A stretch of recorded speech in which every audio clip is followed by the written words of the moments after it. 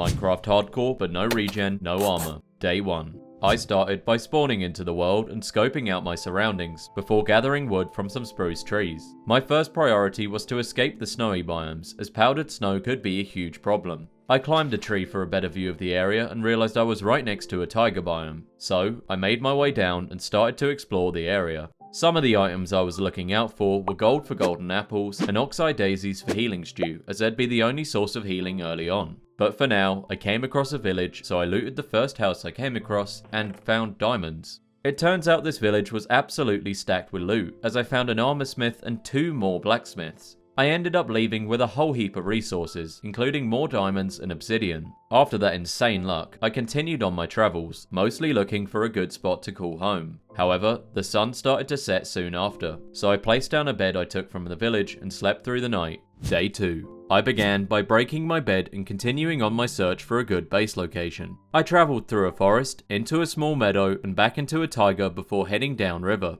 On my travels, I found a ruined portal and stopped to loot it, moving carefully to ensure I didn't take damage from the magma blocks. I took the gold block and looted the chest for some obsidian and golden nuggets before heading over to some sugarcane I spotted in the distance. Once I gathered the sugarcane, I continued downriver for a while and decided to continue on foot through another taiga. I eventually emerged at a promising looking plains biome, with a village in the distance, a nice range of biomes nearby, and some good scenery. I took out a group of cows for some extra food and headed over to the village to scout for a good base location. As I arrived, the sun started to set, so I placed down a bed before taking one last look at the area and slept through the night, bringing day 2 to an end. Day 3. I started the day by breaking my bed and heading into the village to loot the houses. I also gathered some of the hay blocks for some additional food, and once everything was looted, I planted all my sugarcane by the river. I decided that I was going to build a small house on the other side of the river, so I made my way over and found the exact spot I was going to build before placing down my workstations. I flattened out the area, got rid of some of the shrubs, and placed down some planks as a rough outline for the house. Once that was done, I realised I needed more wood, so I made my way over to a nearby forest and started chopping down some trees.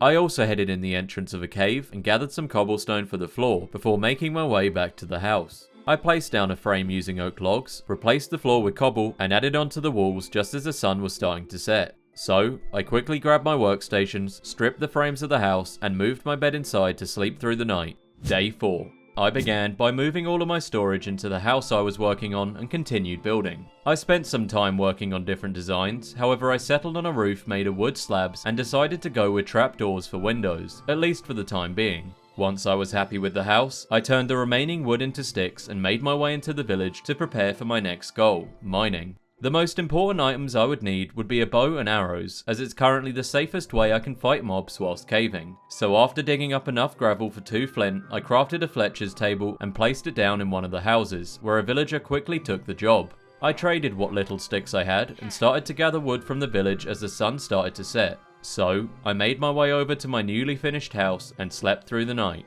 Day 5.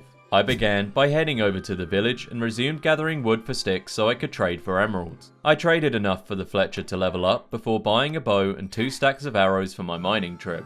Before I ventured out, I made my way back to base and crafted an enchanting table using the loot I found on day 1, taking it with me as I didn't have any lapis to enchant. My first stop was over to the other side of the village, as it looked like there might have been a cave system there.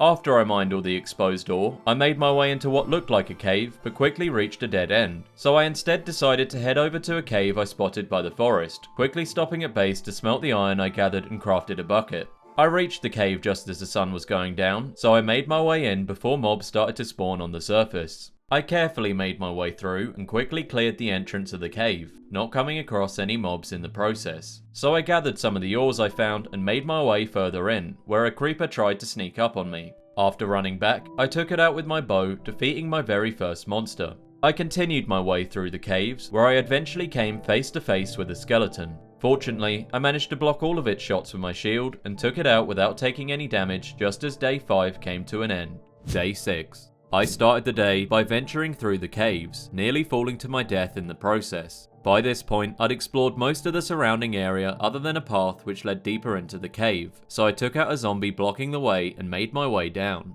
I mined several veins of iron whilst descending and took out a creeper before stumbling across what I was looking for, lapis. Once I mined it, I found a safe spot to place down my enchanting table and added some basic enchantments to my gear before continuing through the caves. Once I reached Deep Slate, I found a rather large drop which had quite a few mobs on it, but luckily there were no skeletons, so I took them all out with my bow and made my way down, which led me to my first vein of diamonds. The cave was surprisingly quiet after this, so I made the most of it and mined all the ores I could see, including some more diamonds. But suddenly, a baby zombie jumped out at me, so I ran back and pillared up to what I thought would be safety, only to get shot by a skeleton and narrowly avoided falling on dripstone. The baby zombie then attacked me, which brought me down to just one hit away from death. I prepared for the skeleton to shoot again, but a bat got in the way of the arrow, so I moved further back, and blocked yet another arrow as the baby zombie moved in on me. I pushed back once more, and at the very last second turned around to deflect an arrow and sprinted away, with the skeleton fortunately missing the last opportunity it had to end this run for good.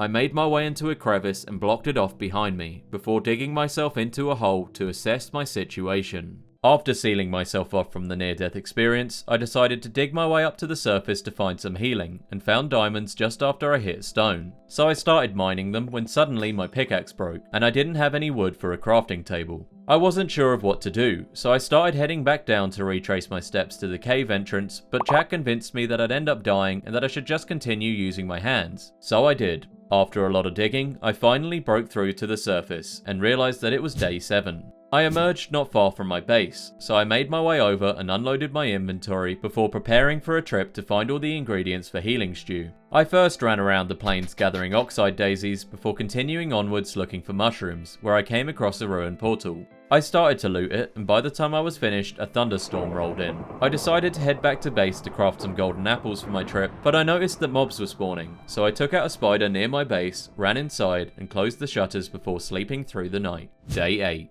I began by turning the gold blocks from the ruined portal into ingots and made my way over to the forest to chop down trees for apples. I gathered quite a lot of wood by the time I got one and proceeded to craft a golden apple and finally heal some of my health. I spent some more time waiting for any additional apples, but none ended up dropping, so I made my way back to base, where I unloaded, then prepared my inventory for a trip to gather mushrooms for healing stew before heading out.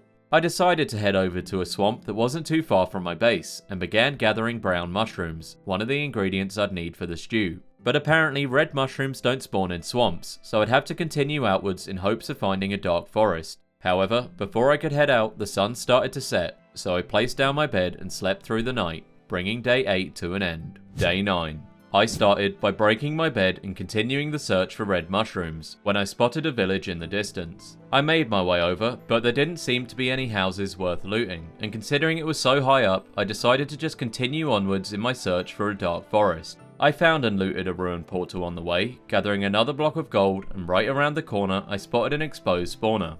A spider popped out as I was about to approach, so I took it out and made my way over, destroying the spawner as it was too far away from my base. I went to check the chests, but there weren't any, so I continued onwards. After travelling through a forest, I decided to head downriver and got out once I hit a plains biome, but it wasn't long before the sun started to set, so I placed down my bed and slept through the night, bringing day 9 to an end. Day 10. I began by breaking my bed and continuing the search for a dark forest, determined to find one soon. I first checked out a nearby village, but it didn't have anything worth looting, so I continued onwards. As I was crossing an ocean, I decided to eat a golden apple, as I was about to pass a ruin and didn't want a trident to one-shot me.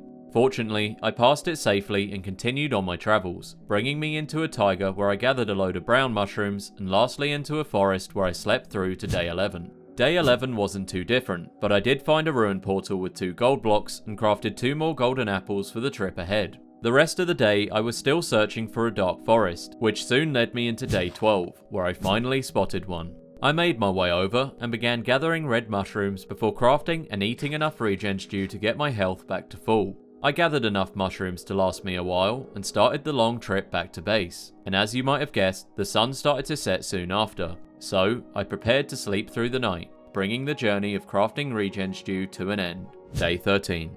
I started by continuing the journey back to base, stumbling across a ruined portal on the way. I looted the chest for some gold and iron before mining the gold block and continuing onwards. It was gonna be a long trip back to base, and on the way, I decided to take out any cows that crossed my path for leather, so that I could craft enough books for a fully upgraded enchantment table. I made it about halfway there before the sun started to set, so I slept through to day 14, and once I awoke, I made my way across an ocean. Day 14 was more of the same, but just before sunset, I managed to make it back to base. I gathered all of the sugarcane that was planted around my base, before making my way inside and crafting a new chest to unload my inventory. Once I was done, I went outside to have one last look at the sunset and slept through the night. Day 15.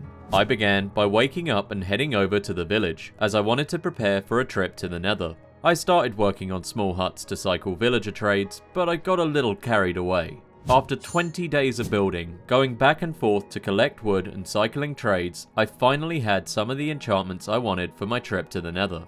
Not all of them, but I was so sick of cycling trades that I just wanted to do something else. So, I started to buy the enchanted books and combine them with my items, and once night fell, I started fighting mobs for some extra experience, before going down into the caves once it hit daytime to do the same thing. One more night later, I decided it was time to go to the Nether. I prepared my inventory and made my way over to a nearby lava patch to create a portal. After some messy portal creation, I finally made my way into the Nether.